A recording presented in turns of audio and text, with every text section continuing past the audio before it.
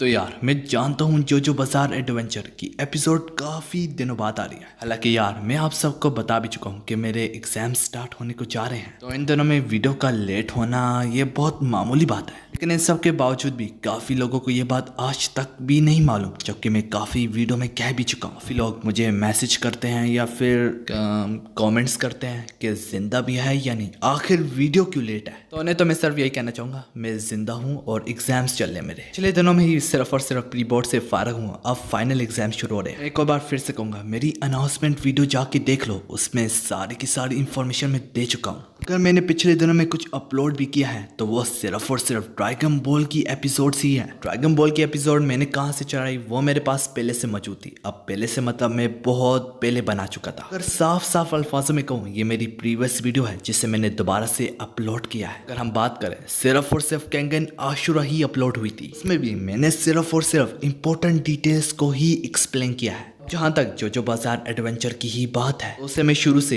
Detail से explain करता आ रहा हूँ, तो मैं चाहता हूँ मैं इसे सिर्फ डिटेल से ही एक्सप्लेन करूँ। जितनी भी सीरीज है केंगन आशुरा का छोड़ के, वो सारी की सारी मैंने काफी डिटेल से ही एक्सप्लेन किया। केंगन आशुरा दरअसल मैंने एग्जाम्स के दिनों में ही स्टार्ट की थी, तो मैंने सिर्फ और सिर्फ इंपॉर्टेंट डिटेल पे ही फोकस किया था। दरअसल अब काफी लोग मुझे कह रहे थे कि जोजो ले भी आओ। जोजो ले तो आया हूँ, लेकिन शायद इसकी क्वालिटी वैसे ना हो। इसका ये मतलब नहीं कि ये वीडियो बिल्कुल जोश होने जा रही है, तुम लोग इसे फुल एंजॉय कर पाओगे। खैर यार, ड्रैगन बॉल से भी लेके मैं कुछ लाने वाला हूँ, इतना कुछ अलग नहीं करने जा रहा, बहुत सिंपल ही है। बस आस पास नजर मारो, शायद दिख भी जाए। तो हाँ, मेरा नाम उस्मान है और आप लोग देख रहे हैं एनिमे रैंक्स। खैर यार, आज की वीडियो शुरू करते हैं।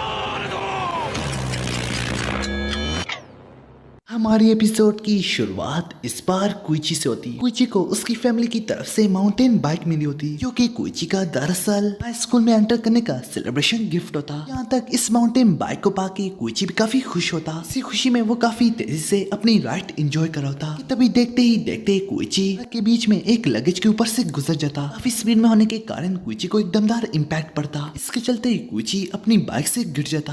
अब जैसे जैसे कुइची उड़ता है, उसकी नजर उसी लगेज बैग पे जाती। इस बैग में से किसी तड़पती हुई कैट की आवाज आने लगती। जो सुनते ही कुइची के तो पैरों तले जमीन खिसक जाती। दिल पे इतना बड़ा बोझ को कुइची ना संभाल पा रहा होता। कुइची अपने आप को दिलासा देते हुए कहता है, इसमें मैं आखिर क्या करता, वो तो रोड के बीच में पड़ी थी। कौन इस लगेज बैग में एक बिल्ली को डाल के बीच सड़क में छोड़ डाले। ये सब कुछ अपने आप को कह रही होता है। तभी बेंच में बैठा एक शख्स कुइची को भी यही कहता, बिल्कुल तुमने ठीक कहा, ये उसकी ही गलती है जिसने इसे बीच सड़क में छोड़ डाला। बाय द वे, मेरा नाम है तमामी कोबायाशी है। मैं तुम्हारे स्कूल से 2 साल पहले ग्रेजुएट हो चुका हूँ। कुइची हीरो से भी काफी हिचकिचाते हुए उससे अपना नाम बताता। उसके नाम बताते ही कोबायाशी उसे जबरदस्ती अपने साथ बिठा लेता और उससे कहता है, हमारे लिए मिस कैट को दफना भी दूंगा। हाँ, इसके लिए मुझे थोड़े पैसों की जरूरत है। और इस बारे में कुइची कोई जवाब न देता। इसमें वो कुइची को चिल्लाते हुए होश दिलाता। वो कहता, जरूर, इसमें तुम्हारी कोई गलती नहीं, जरूर तुमने मेरी बिल्ली को मार डाला। क्या अब तुम कुछ नहीं करोगे? मैं याद दिला दूं, तुमने ही मेरी बिल्ली को मारा है। मैं यकीन से कह सकता हूँ तुम इस वक्त अपने दिल पे काफी बोझ को महसूस कर रहे होगे। तुम थोड़े से पैसे देके इस बोझ को कम कर सकते हो। ये कहते हुए वो उसे अपनी फिंगर से पीछे धक्का देता और उसके धक्का देते ही की जैसे से एक बहुत बड़ा लॉकर निकलता। ये देख के कुइची काफी चौंक जाता। साथ ही साथ कुइची इस चीज को काफी भारी भी पाता। कुइची को यूं रिएक्ट करता देख के कोबायाशी कहता है, तो तुम इस चीज को देख सकते हो। असल में ये लॉक जैसे दिखने वाली चीज एक स्टैंड है। कुइची की थोड़ी दूरी पे ही हमें जोस्के ओकियासु के बारे में दिखाया जाता। तभी ओकियासु जोस्के का ध्यान कुइची की तरफ करते हुए कहता है, वो जोस्के या वो कुइची वहाँ पे खड़ा हुआ है। सुनते ही जोस्के भी हाँ ही कहता। इसी में दोबारा से कोबायाशी कुइची को बताने लगता कि आखिर उससे ये स्टैंड कैसे मिला। दरअसल वो भी कुइची निजुमोरा नाम के शख्स से मिला था 4 महीने पहले। वो और एरो के कारण उसके पास भी एक स्टैंड आ गया। साथ ही साथ वो कुइची से ये भी कहता है, जब तक तुम पैसे नहीं दोगे इस वक्त तक ये शैकल स्लैश लॉकर नहीं उतरने वाला। कुइची अपने नजर फेरते हुए कहता है, मेरे पास इस वक्त कोई पैसा वैसा नहीं है। कोबायाशी कहता है, तुम ये जवाब उधर मुड़ते हुए क्यों दे रहे हो? इससे पहले कुइची इसका भी जवाब दे पाता। देखते ही देखते वो लॉकर पहले से भी ज्यादा बड़ा हो जाता। इसके उसके चलते ही कुछ अपने आप को पहले से भी ज्यादा मुजरिम फील करने लगता। सबसे हटके उसका वजन भी पहले से ज्यादा हो जाता। तो देख के कोबायाशी कहता है तुमने मुझसे झूठ बोला और इस बात का तुम्हें अफसोस भी हुआ। इसका मतलब तुम जितना अफसोस करोगे दोष दोगे नहीं, ये लॉकर बढ़ता चला जाएगा। चाहे मैं सो रहा भी हूँ, चाहे तुम यहाँ से भाग भी जाओ, ये लॉकर तब तक नहीं उतरने वाला जब तक तुम पैसे नहीं देते। यूं ही वो कुछ से जबरदस्ती उसका वॉलेट निकाल के पैसे ले ही लेता। यूं ही देखते ही देखते वहाँ पे ओकियासु और जोस के आते। यहाँ देख के कुची काफी खुश होता।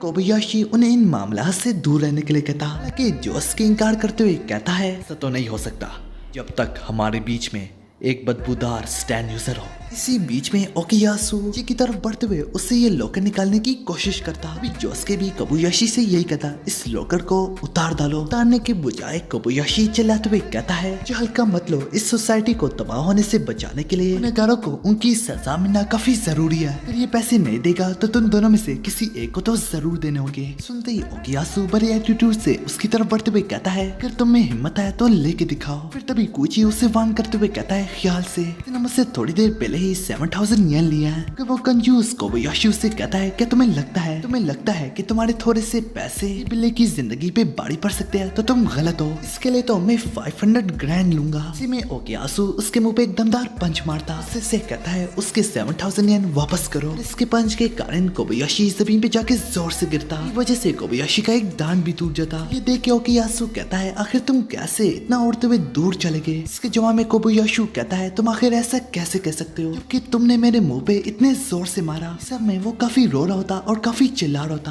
अब ये देख के ओकियासु को भी काफी बुरा लगने लगता। रहनी मौके पे कुची उसका टोपी ड्रामा समझ जाता और जैसे जैसे वो ओकियासु को वार्न करता है और तब तक काफी देर हो चुकी होती। ओकियासु पे भी वो अपना स्टैंड इस्तेमाल करने लगता। ये देख के ओकियासु गुस्से से दोबारा से उसकी तरफ पंच मारने को जा रहा होता है। कोबायाशी उसे वार्न पहले ही कर डालता, अगर मुझे किसी भी किस्म की डैमेज होगी वो सीधे जाके तुम्हें ही लगेगी। तो मैं जोस के लगेज को चेक कर रहा होता जिसके ऊपर से कुची गुजरा होता। इसमें से एक कैट की पपेट निकलती, इसमें से मियाओ मियाओ की आवाजें भी आ रही होती। कि सिर्फ इतना बल्कि जोस के उसका दान भी ठीक कर डालता। ये देख के उन दोनों की जान में जान आती। उनका लॉकर अपने आप ही खत्म हो जाता। देख के वो डर के मारे कुची के पैसे भी लौटा डालता और वहाँ से किसक लेता। के बाद में पता चलता है वो नोट के थोड़े से ऊपर वाले हिस्से को फाड़ के चला गया होता। इसका मतलब अभी तक वो पैसे उसी के पास है। दूसरे सीन में स्कूल डे ओवर होने के बाद कुची सीधे अपने घर वापस आता। जैसे ही वो अपने घर में एंटर करता ही है वो अपने घर में कोबायाशी को पाता जो कि उसकी मॉम की शोल्डर मसाज कर रहा होता है। ये देख के कुची के तो पैरों तले जमीन खिसक जाती। इसे देखते ही कुची चिल्लाते हुए कहने लगता तुम यहाँ पे क्या कर रहे हो। तो इसके जवाब में उसकी मॉम आगे से कहती है जेंटलमैन तुम्हारे पैसे लुटाने आया है। कि सिर्फ इतना बल्कि कोबायाशी जी की मॉम से कहता है कुची बाइक पे सवार मुझसे टकराया था, उसी बीच में मेरा भी वॉलेट मुझसे गिर गया था। सबसे बढ़ के तो वो वॉलेट बिल्कुल इसी तरह दिखता भी था। अगर मैं साफ अल्फाजों में कहूँ दोनों का वॉलेट आपस में बदल गया था। आप कुची से कह दीजिएगा कि मेरा वॉलेट मुझे लौटा दे। असल उसमें 500,000 येन पड़े हुए हैं। बकवास सुनने के बाद उसकी मॉम को उस पर यकीन भी आ जाता। साथ उनके पैरों तले जमीन भी खिसक जाती। कुची उसे खबरदार करते हुए कहता है मैं समझ गया आखिर यहाँ पे क्या करना चाहते हो। फिर यहाँ पे कोबायाशी पूरी प्लानिंग के साथ आया होता। वजह से कोबायाशी कहता है जो बात कही है इस बात को मैं साबित भी कर सकता हूँ। हम दोनों के वॉलेट आपस में बदल गए थे। आखिरी रात को जोनी रेस्टोरेंट गया था, उसका बिल मेरे उसी वॉलेट में पड़ा होगा। सुनती कुची अपनी जेब से वॉलेट निकालता है, वो वाकई में उसके बिल को अपने वॉलेट में पाता। देख के उसकी मॉम पहले से भी ज्यादा चौंक जाती। यहाँ पे कुची भी अपनी मॉम को अपने आप पे यकीन करने के लिए काफी कुछ कह रहा होता। साथ ही साथ कुची कोबायाशी से कहता है तुमने ये सब कुछ प्लान कर रखा है या फिर इतना तो जरूर मेरी मॉम को पागल बनाने के लिए ने एक जैसा वॉलेट खरीद लिया। यहाँ पे कोबायाशी उसकी मॉम से मुखातिब होकर कहता है हमारा बेटा तो अपने आप को बचाने के लिए किसी पे भी कैसा भी इल्जाम लगा लेगा। तुम कुची की मॉम होने के नाते ये समझ सकता हूँ कि तुम्हारे दिल पे इस वक्त कैसी बीत रही होगी। आखिर इतना कुछ सुनने के बाद कुची उस पे टूटने को ही जा रहा होता है। उसकी मॉम काफी गिल्टी फील करने के कारण कोबायाशी का स्टैंड उसकी मॉम पे इफेक्ट कर जाता। वो देख के कोबायाशी काफी खुश होता। इसी खुशी के मारे वो कहने लगता सबसे पहले मैं तुम्हारा घर और तुम्हारी जमीन लूंगा। इन सब के बाद ही मैं ये सोचूंगा कि क्या क्या और मुझे तुम लोगों से चाहिए। फिर बात बदकिस्मती से ना कि कुची की मॉम कि कुची की सिस्टर भी उसके स्टैंड से इफेक्ट हो गई होती है कि कुची काफी चौंक जाता। कोबायाशी कुची को बताता है तुम्हारी सिस्टर मेरे लिए चाय ला रही थी, मैंने जानबूझ के उसके हाथ से अपने ऊपर चाय गिरा दी, मैंने अपना टॉपी ड्रामा शुरू कर डाला। उसकी सिस्टर के बारे में हवस भरी बातें करने लगता तक कुछ सुनने के बाद कुची से राह भी ना जाता। बात ना हजम होने के कारण कुची का स्टैंड अंडे को फोड़ते हुए बाहर निकलने लगता। उसके बाहर निकलते ही अपनी मदर और सिस्टर को इस रूम से बाहर जाने के लिए कहता। उसका स्टैंड देख के कोबायाशी काफी डर जाता। इसी तरह कुची का स्टैंड उसके इर्द गिर्द घूमते हुए उसे जगह लेता। इसी बीच कुची काफी सीरियस होके कहता है इसी वक्त उन लॉकर्स को उतार डालो।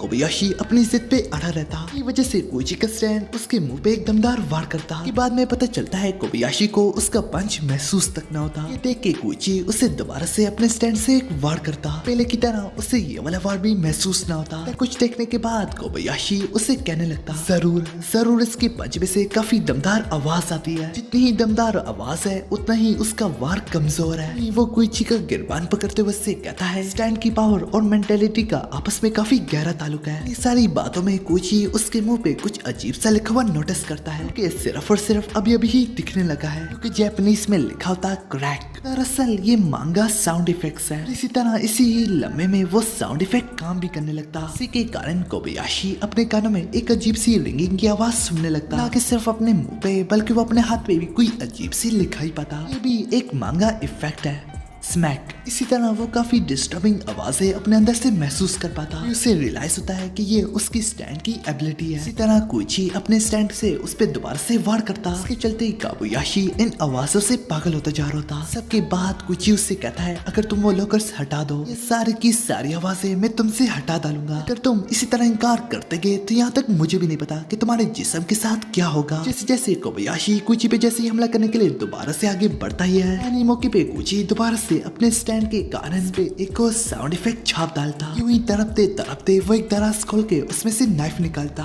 वो नाइफ कुची के लिए नहीं बल्कि वो अपने आप के लिए निकालता। कोबायाशी जानबूझ के अपने आप को स्टैब कर डालता। एक जोरदार चीख मारता और चीख मारते ही वो नाइफ कुची के हवाले कर डालता। जैसे जैसे ये चीख की आवाज सुन के मदर और सिस्टर जैसे रूम में एंटर करती है वो कोबायाशी को जमीन पे पाती और कुची के हाथ में वो नाइफ पाती। देख के उनका लॉकर पहले से भी ज्यादा काफी बढ़ जाता। गिल्टी फील करने के कारण उसकी सिस्टर तो बेहोश हो जाती। इसी दौरान कोबायाशी हंसते हुए कहता है अब तो तुम्हें ये आवाजों को बंद करना ही पड़ेगा, तुम्हारी मॉम अपना ये बोझ नहीं बर्दाश्त कर पाएगी। ये बोझ उसे ना बर्दाश्त हो तो वो सुसाइड करने की भी कोशिश करेगी। इसी में उसकी मॉम भी यही करने को चाह रही होती। इससे पहले उसकी मॉम सुसाइड कर भी पाती। आवाजों को बंद करने के बजाय पहले से भी ज्यादा काफी आवाजों को फैला डालता। कुची अपने स्टैंड को यूज करते हुए साउंड इफेक्ट के साथ अपनी मॉम को कहने लगता। कुची चिल्लाते हुए कहता मुझ पे यकीन करो। साउंड इफेक्ट सीधा जाके उसकी मॉम के दिल पे लगते। उसकी मॉम बार बार एक ही आवाज सुनती रहती मुझ पे यकीन करो। इतना कुछ सुनने के बाद उसकी मॉम खुद से कहती है हाँ अगर मैं यकीन नहीं करूंगी तो आखिर कुची पे कौन यकीन करेगा। वैसे भी कुची तो शुरू से काफी अच्छा था, कभी भी किसी के साथ ऐसा नहीं कर सकता।